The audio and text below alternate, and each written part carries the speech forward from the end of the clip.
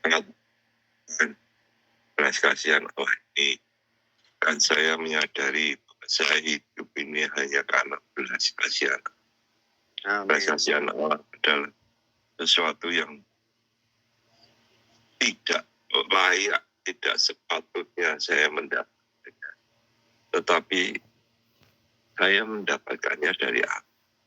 Amin. Sehingga saya itu tidak pantas karena terlalu naif, terlalu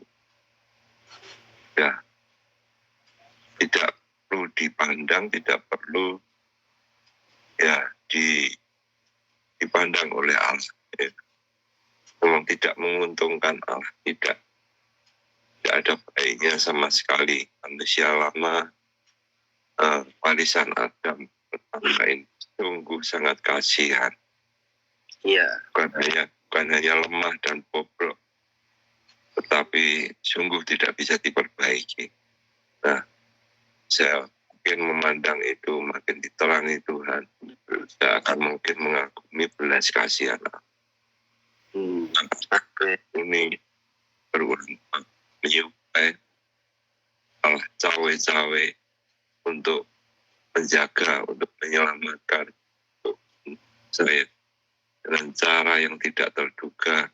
Amin. Dengan spontan, dalam keadaan saya tidak sadar pun, dia terus menjaga, terus menjadi pendoa siapa kan di surga untuk mendoakan saya bagaimana saya bertumbuh sesuai dengan kehendak.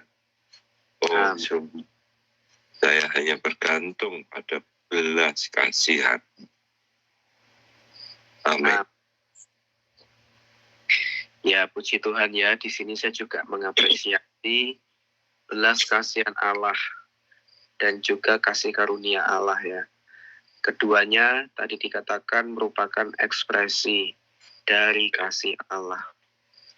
Saya membaca berita hari ini memberikan pengharapannya buat saya. Bahwa memang kadang-kadang dalam pengalaman, dalam keadaan kehidupan kerohanian itu seringkali ya ada hal-hal yang membuat saya itu jauh dari kasih karunia, jauh dari Allah. Tapi puji Tuhan ya, ketika saya ada dalam keadaan yang demikian, ada belas kasihan Allah. Belas kasihan ini menjangkau tadi ya lebih jauh daripada kasih karunia. Belas kasihan Allah ini menjadi satu pengharapan ya buat saya, membawa saya kembali bisa mengalami, menikmati kasih karunia Allah. Puji Tuhan ya, saya sangat mengucap syukur pagi ini bisa melihat bahwa belas kasihan Allah itu selalu, dikatakannya selalu tersedia. Puji Tuhan, belas kasihan Allah selalu tersedia bagi saya, selalu tersedia bagi kita. Belas kasihan Allah menjangkau. Amin. Puji Tuhan. Ya, saya juga terjamah ya. Hari ini terangnya begitu luar biasa ya. Jadi pertama itu kita tidak langsung memperoleh kasih karunia, tetapi kita ini mendapatkan belas kasih Allah ya. Karena kalau kasih karunia di sini dikatakan itu adalah sesuatu yang sejajar, tetapi kalau belas kasihan itu menjangkau lebih jauh ya.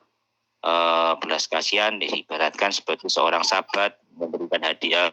Kasih karunia itu kalau kita mendapat hadiah dari sahabat ya, itu perumpamaannya. Tapi kalau belas kasihan itu seperti seorang yang miskin itu mendapatkan satu hadiah ya.